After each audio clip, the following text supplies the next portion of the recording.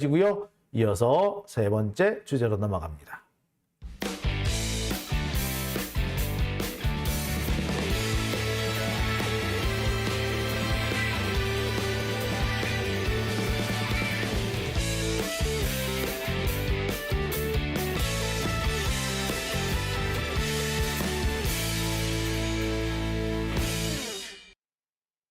네, 오밤중의 뉴스 함께하고 계신 지금 시각이 12시 35분을 지나고 있습니다. 자, 그럼 세 번째 주제로 넘어가야겠죠? 지금 댓글창이 지금 열이 납니다. 아주. 예, 다들 바이든 날리면 이 얘기 들으면 진짜 열받죠. 이렇게 너무나도 뻔한 얘기를 법정까지 끌고 간다? 야, 정말 그 뻔뻔스러움과 용기가 대단하네요. 그러니까 그거는 지들이 내가 우기면 판사들도 어쩔지 못한다라는 그런 자신감이 있기 때문에 그렇기 때문에 가능한 행동 아닐까 싶거든요. 그러니까 검사들이 평소에 얼마나 법정에서 어거지를 많이 쓰는지 이런 데서도 드러나지 않나라는 생각을 해보네요. 자, 오밤중의 뉴스 함께하고 계십니다. 자, 세 번째 주제는요. 한동훈 지지율 윤석열보다 낮다. 알고 보니까 그렇더라. 예, 요 얘기를 제가 세 번째 주제로 좀 해볼까 합니다. 자, 제가 이 얘기를 꼭 해야 되는 이유가 있어요. 지금 언론들이 한동훈 띄우기에 완전히 광분해 있죠. 정말 부끄러운 줄을 모르는 것 같아. 권력자, 이게 한동훈이라는 사람은요, 우리 사회에서 소위 말하는 사회적 권력과 정치적 권력을 다 가진, 사회적 권력, 정치적 권력, 경제적 권력을 다 가진 자잖아요. 지말 맞더나 강남 8학군이라며, 예? 기득권층이라는 거 아닙니까? 그리고, 처갓집은 유명한 검사 집안이죠. 예. 그 조폐공사 파업 유도 사건, 그 사건에 연루가 돼 있는 그런 집안이죠. 오죽했으면 후배 여성 검사를 성폭행하고도 뻔뻔스럽게 잘리지 않았던, 한마디로 그렇게 어처구니 없는 일이 벌어질지는, 그러니까 얼마나 권력이 막강하면 그런 일을 벌이겠습니까? 자, 그런 놈이 지금 쇄신 어쩌고 있는데, 역사상 가장 뻔뻔스럽고 말도 안 되는 것이 가진 자가 쇄신하겠다, 혁신하겠다는 거예요. 왜? 가진 자는 단 한 번도 쇄신하고 혁신한 적이 없어요. 그걸로 민중의 눈을 가리고 역사를 속이려 했을 뿐이지 그런 적은 없습니다. 뭔가 부족한 사람이 혁신하고 쇄신하는 겁니다. 그런데 다 가진 놈이 뭐가 아쉬워서 혁신하고 쇄신을 하겠어요? 지금 다 가졌는데. 그치? 예. 자, 그러면서 보면은 한동훈이라는 자가 혁신, 쇄신 얘기를 하는데 솔직히 우리가 배꼽을 잡고 웃어야 정상이에요. 근데 언론들이 하나같이 떠받들고 있지. 정말 짜증납니다. 자, 그런데 여기에 보이지 않는 1cm가 있습니다. 언론이 저렇게 작정한 듯 한동훈을 띄우고 속된 말로 빨아주고 있지만 그들이 숨기지 못한 부분이 있어요. 역시 그들은 이 부분에, 이 진실에 대해 침묵하고 있지만, 예, 이건 너무 선명하게 보입니다. 자, 보실게요. 앞서서 말씀드렸듯이 지금 언론들은 한동훈 띄우기에 완전히 미쳤어. 당 쇄신 어쩌고 저쩌고 하고 있어요. 그래서 임기 마지막 날 모비딕을 선물을 했다는 둥 어쨌다는 둥 차기 대통령 적합도에서 한동훈이 앞섰다는 둥 이런 개소리를 막 늘어놓습니다. 자, 근데 언론 얘네들 정말 나쁜 놈들인 게 차기 대통령 적합도, 아니 이게 다자 대결한 거는 쏙 빼고 양자 대결만 싹 만들어놨어. 어처기 없어. 자, 이런 식으로 해서 한동훈으로 하여튼간 수단과 방법을 가리지 않고 하여튼 약간의 내용을 그 변형을 한다거나 특정한 부분을 가리는 방식으로 하여튼 이렇게 왜곡을 막 하고 있는데 좋아. 그런데 그럼에도 불구하고 언론이 가리지 못한 이 부분이 있습니다. 한동훈 비대위원장 적합도는 34.3%예요. 윤석열 지지율은 38.8%. 한동훈의 비대위원장 적합도가 34.3%인데 윤석열 지지율은 38.8%? 예. 윤석열 지지율보다 한동훈의 지지율이 낮은 거죠. 4%나. 자. 지금 언론은 뜬금없는 세대교체론을 통해서 한동훈이 마치 뭔가를 바꿀 수 있을 것처럼 막 개혁을 할 것처럼 막 떠들어. 자, 우리가 여기서 분명히 보아야 될 게 있습니다. 윤석열 정권을 비롯해서 또 우리 수구 언론들은 항상 뭐라고 얘기하냐면 개혁이 계속 진행되면 개혁에 대한 피로증, 피로감 이런 얘기를 해요. 개혁 계속하는 게 필요하대. 근데 뭐 항상 개혁적인 사람이 나오기를 바라는 거 아니야. 그러면서 갑자기 세대 교체라는 동 어쩌라는 그렇게 막 이렇게 띄우고 있죠. 진짜 뜬금없어요. 그러니까 한동훈을 띄우기 위해서 지금 뭐 이것저것 다 갖다 붙이는 거지. 아니 한동훈이 뭐 70년대생, 73년생이라고 해가지고 73년생 한동훈이 그 정권을 잡는다고 해서 그게 개혁인가요? 그게 세대 교체인 것 같아? 그거는 이병철이 이건희로 바뀌고 이건희가 이재용으로 바뀐 거야. 이병철에서 이건희, 이건희에서 이재용으로 바뀌었다고 해서 그 세대교체라 그럽니까? 그게 세대교체, 그게 좋아? 세대교체는 맞지. 세대교체는 맞지만 그게 좋은 거예요? 그래봤자, 이씨 집안이 쭉 해먹는 거잖아. 이병철 집안이 계속 해먹는 거잖아. 대를 이어서 해먹는 거 아니야. 윤석열에서 한동훈으로 넘어가는 게 이게 세대교체? 그렇지만 어쨌거나 검사들이 해먹는 거 아니야. 그죠? 윤석열이고 한동훈이고 둘 다 부잣집에서 태어나가지고 부자 부모님한테서 물려받은 재산, 권력 이걸로 지금까지 살고 있는 자들 아니에요? 그런데 달라요? 달라져요? 그게 세대교체가 좋은 거야? 그 세대교체가?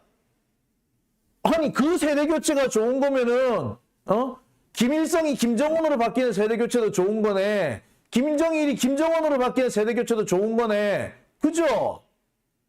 근데 우리가 그거 좋은 거라고 안 해. 왜? 지배 세력이 바뀐 거 아니라고. 권력층이 바뀐 게 아니거든. 진짜 바뀌어야 되는 건 뭐? 세대가 아니라 세력이 바뀌어야 되는 거야. 세력. 달리 말해서 계층이 바뀌어야 돼요.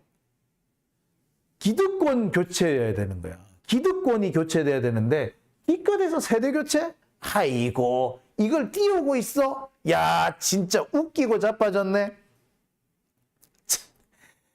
아유.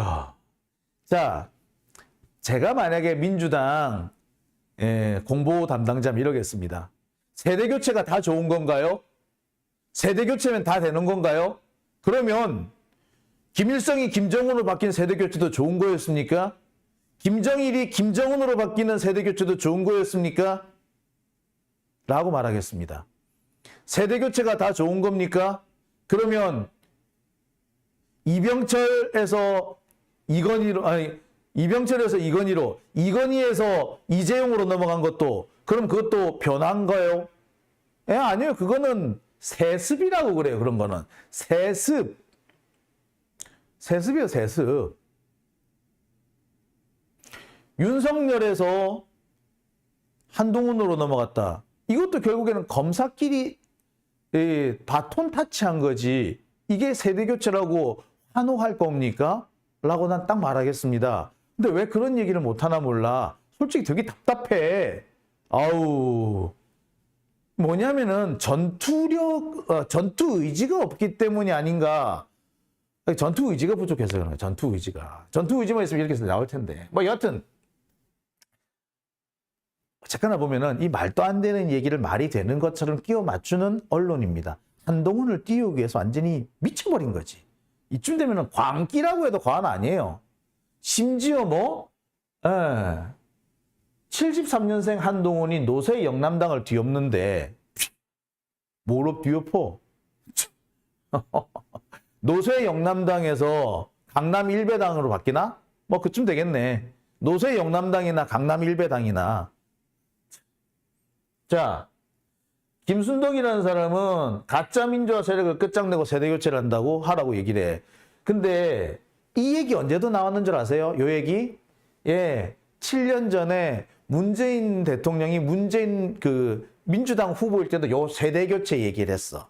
세대교체. 예. 근데 참 보면은 그때도 요 비슷한 칼럼 가짜 민주화 세력이래. 아니 김순덕 이거는 진 아무것도 해먹지도 않고 민주화의 무임승차한 주제 뭔 말이 이렇게 많아. 정말 뻔뻔스러운 사람들 아닌가요? 젊을 때 제대로 학교 다닐 때 데모도 제대로 한번 못 해본 것들이 무임승차 다른 10살의 피해 무임승차한 것들이 민주화 세력 운운하고 있으니 정말 역겹지 않습니까? 어처구니가 없지. 예? 화염병 한번 안 던져본 것이 예? 돌 한번 제대로 안 들어본 게 예? 가토 한번 제대로 안 나가본 게 멋이 어쩌라고 어째? 가짜 민주화 세력이라고? 아유 진짜 역겨워 죽겠네. 예? 무임승차한 놈이 진짜 가짜 따지고 있어? 아주 진짜 지랄도 참 아유. 자 하여튼 지금 언론이 미친 거야 지금. 한동훈 띄우려고 지금 미친 거야. 근데 제가 다시 한번 말씀드립니다만 요 얘기요. 7년 전에 문재인 후보 시절에도 똑같은 얘기가 나왔습니다. 그러면서 문재인을 제끼고 누가 들어가야 된다? 누구야 안철수가 가야 된다 이런 식으로 했었어. 문재인 대신에 안철수. 그래서 세대교체라 그랬어 그때도. 그러면서 586 물러나라였어. 그때도. 그러니까 진짜 웃기는 겁니다. 이게 먹힌다고 생각하는 거지. 왜 참. 하여튼 뭐 제가 뭐 또 얘기는 안 하겠습니다. 자, 다음 일단 쭉 이어갈게요. 지금 분위기는 마치 전두환이 노태우한테 권력 넘겨줄 때랑 참 비슷하고요. 전두환이 막 정권 잡고 들어왔을 때 조선일보가 인간 전두환이라고 찬양하고 있을 때랑 똑같은 모습입니다. 결국 지금 윤석열 한동훈의 태도는 전두환 노태우의 태도랑 너무나도 비슷하고요. 당시 전두환 노태우로 표출되던 신군부가 지금의 검찰 독재 정권과 일치한다라고 해도 과언 아닙니다. 자, 여하튼 언론과 검사들이 미쳐 날뛰고 있는 거죠. 그래서 윤석열 신당을 지금 만들어 주려고 그래. 이렇게 그러니까 지들 사실은 뭐냐면 586 세대 교체를 얘기하지만 사실은 검사들이 얘네들 내쫓고 차지하겠다 뭐 이 얘기죠 사실은. 자, 이렇게 언론이 난리를 치고 있습니다. 그런데 여론은 그렇게 녹록하지가 않습니다. 얘들 생각하는 것만큼 여론이 그렇게 쉽사리 출렁거리지도 않고 얘들이 생각하는 것처럼 사람들이 윤석열과 한동훈의 뜻대로 움직여주는 것 같지도 않습니다. 자, 한번 볼게요. 연합뉴스 이 기사 보세요. 여 비대위원장 적합도 1위. 아니 이미 정해져 있는 상태에서 여론조사라면 당연히 1위 나오지. 이미 한동훈으로 정해진 상태였잖아. 근데 뭐 그죠? 예. 자 그런데 윤석열 지지율은 38% 나오죠. 한동훈 지지율은 34.3% 나옵니다. 자 근데 보면은 그래요. 윤석열 지지율이 38.8%, 국민의힘 지지율이 38.1%예요. 근데 한동훈 지지율은 34.3%예요. 보다 국민의힘 지지율보다 한동훈 지지율이 낮네. 이게 뭐죠? 자, 이렇게 세대 교체가 먹히고 세대 교체를 하고 쇄신을 할 거라고 이렇게 띄우고 있는데 그래봤자 한동훈 얼마 나왔다? 34.3%. 윤석열보다 낮게 나왔네. 자, 누구는 그럴지도 몰라요. 윤석열 지지율 조사랑 한동훈의 비대위원장 적합도 조사, 일단 종류가 다르고 조사하는 방법이 다르니까 하나로 놓고 비교하기 어렵다라고 말할지도 모르겠어요. 그래, 좋아. 뭐 그럴 수도 있어. 하지만 낮잖아. 심지어 민주당 지지율이 얼마가 나왔다? 45.7%가 나왔네. 민주당 지지율은 45.7%가 나왔는데 한동훈 지지율은 34.3%네. 뭐야 이거? 이게 뭐야? 예. 자, 이거를 어떤 언론도 말하지 않고 있습니다. 윤석열이 38% 나왔는데 한동훈이 그보다 낫다? 아니, 얘가 잘 못한다고 해서 얘를 지금 구원투수로 투입한 거잖아. 그런데 낫네? 그렇게 언론들 동원해서 띄웠는데 낮게 나오네? 이게 뭐죠? 네. 제가 볼 때는 그렇습니다. 한동훈을 내세워서요. 국힘당 지지층들이 결집하는 현상, 그거는 성공을 했습니다. 윤석열이 깽판 치면서 누구든 그 국힘당 지지한 사람도 쉽게 말해서 2번 찍어줬던 사람들도 쪽팔려 한 거야. 아, 윤석열 쪽팔려 죽겠어 라고 얘기를 했어. 그랬는데 한동훈을 내세움으로 인해 가지고 떠나갔던 집토끼들이 다시 돌아온 거는 맞아. 근데 그래 봤자인 거지. 집토끼들은 다시 결집은 하고 있으나 그 집토끼의 총량이 계속 줄고 있는 것도 맞아요. 그러니까 지금 상황이 그런 거예요. 원래 윤석열 지지율이 한 40% 가까이 40% 이상이 돼야 정상이잖아. 근데 계속해서 빠졌어요. 그리고 일부 조사에서는 그 밑으로 내려오고 있어. 아까 윤석열 지지율이 38% 나왔다고 그러죠. 근데 그다음 그 조사에서 민주당 지지율 얼마 나왔어? 45% 나오지. 예. 여기서 보면은 중도층이 다 빠진 거예요. 여기서 일단. 여하튼 국힘당의 지지층이 결집한 것은 맞지만 지금 윤석열 정권 출범 이후에 반복되는 현상 중에 하나였습니다. 윤석열이 계속 깽판 치고 지난번처럼 바이든 날리면 이런 짓이나 하고 다니고 미사일 거꾸로 돌아오고 이태원 참사나고 그다음에 수해나고 뭐 이런 일을 하면서 그때마다 윤석열 지지율이 떨어져요. 그러면은 윤석열이 또는 국힘이 어떤 정치 이벤트를 합니다. 괜히 이재명 대표 괴롭힌다든가 또는 해외 순방 간다든가 뭐 이런 식으로 해가지고 이벤트를 해요. 그래가지고 그때마다 지지층을 다시 결집시킵니다. 하지만 그 일이 지지층을 재결집시키는 데는 도움이 되지만 전체 파이는 계속 줄이고 있는 거지. 처음에는 40%까지 결집시킬 수 있었다면 그 다음번에는 38%, 그 다음번에는 36%, 그 다음번에는 34% 계속 이렇게 파이가 줄고 있는 상태인 거죠. 지금 역시 마찬가지 국힘당 지지율을 결집시키는 데까지 성공했지만 확장을 시키지 못하고 계속 축소되고 있는 상태. 즉 중도 확장은 실패하고 중도층 계속 상실하고 있는 겁니다. 정확하게 말하면 중도층이 아니고요. 스윙 보터들, 언제든 떠나갈 수 있는 사람들. 투표는 하지만 언제든 떠나갈 수 있는 사람들이 자꾸 윤석열과 국힘당에서 떠나고 있는 거지. 계속 들락날락 하지만 나갔다가 다시 돌아오지 않는 토끼들이 늘어난다는 얘기예요. 뭔가 이벤트를 하면은 나갔던 집토끼들이 돌아오는데 근데 나갔던 집토끼들이 점점 실망을 많이 하고 돌아오지 않고 아예 나가서 돌아오지 않는 그런 애들이 생기기 시작했다는 거고 그 양이 늘어지는 거고. 근데 지금 현재 한동훈의 경우도 이 이벤트를 통해서 집 나간 집토끼들을 불러들이는 데는 어느 정도 성공했지만 이번에 역시 나갔지만 돌아오지 않은 애들 여전히 생겨났다라는 겁니다. 이게 지금 현재 윤석열과 한동훈의 상황인 거죠. 자, 일부 민주당 쪽에서는 계속 그런 얘기를 합니다. 중도층 지지 확장을 위해서 뭐 이재명의 뭐 결단이 필요하다라고 하는데 웃기지 말라고 그래. 예. 지금 상황을 보면은요, 중도층 확장을 위해서 진짜 필요한 거는 민주당이 제대로 싸우는 겁니다. 제대로 맞서 싸우지 않으면은, 예, 민주당 다 안 되는 겁니다.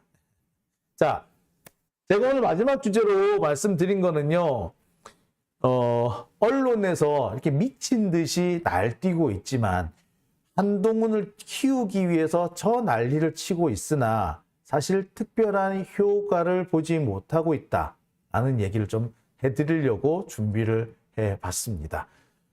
이제 남은 거는요, 우리가 저들을 윤석열로부터 떨어져 나온 사람들을 우리 편으로 끌어오는 게 중요하겠죠.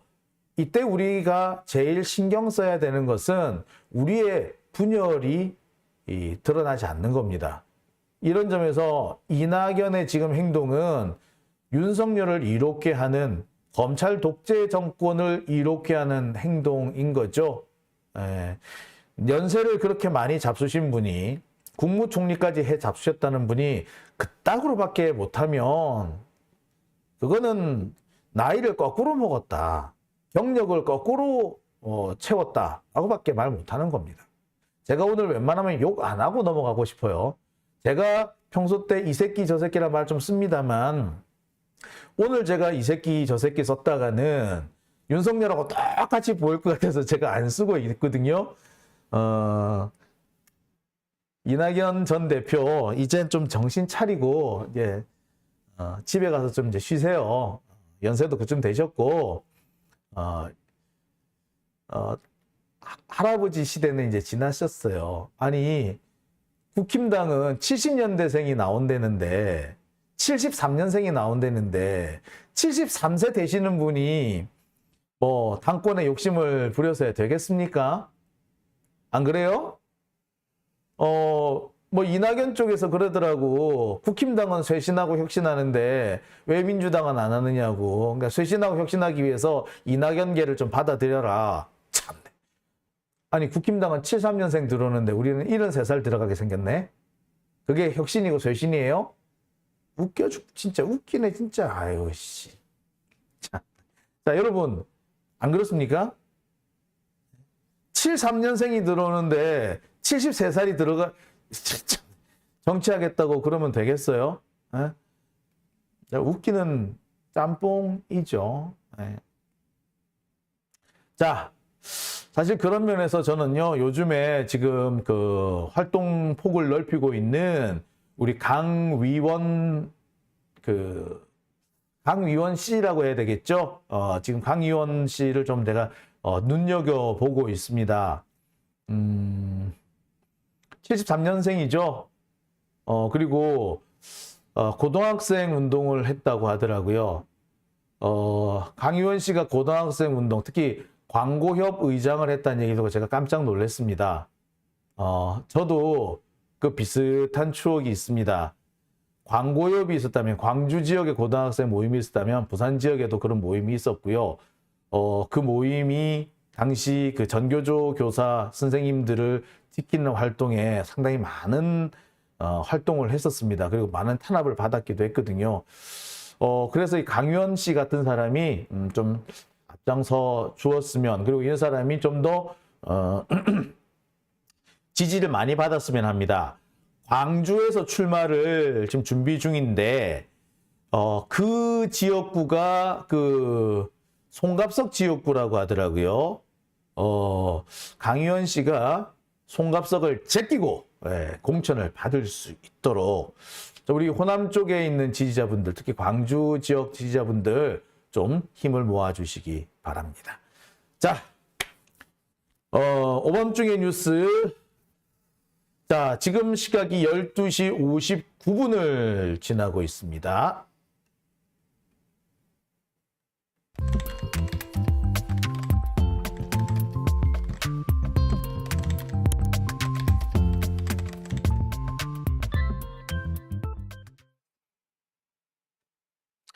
네. 신당동 떡볶이님, 이낙연이 77세라고 해주셨어요. 77세예요? 저는 73세인 줄 알았더니 연세가 좀 있으시네요. 많이 있으시네. 참 77. 예, 코코님 73 왕자병 또 73은 노망 이렇게 드셨네요. 장수진님 이름이 강위원이에요. 네, 강위원입니다. 예, 강위원. 예. 참. 예. 정금희님께서는 이낙연은 윤석열과 한패라고 하셨고요. 김화순님께서는 이재명 자체가 혁신이다라고 하셨고요. 킴스님 강 의원 너무 잘하고 있는데 예, 우리 강 의원 이제 호칭을 뭐라 해야 될지 모르겠어요. 강 의원 대표라고 해야 되나, 강 의원 씨라고 해야 되나?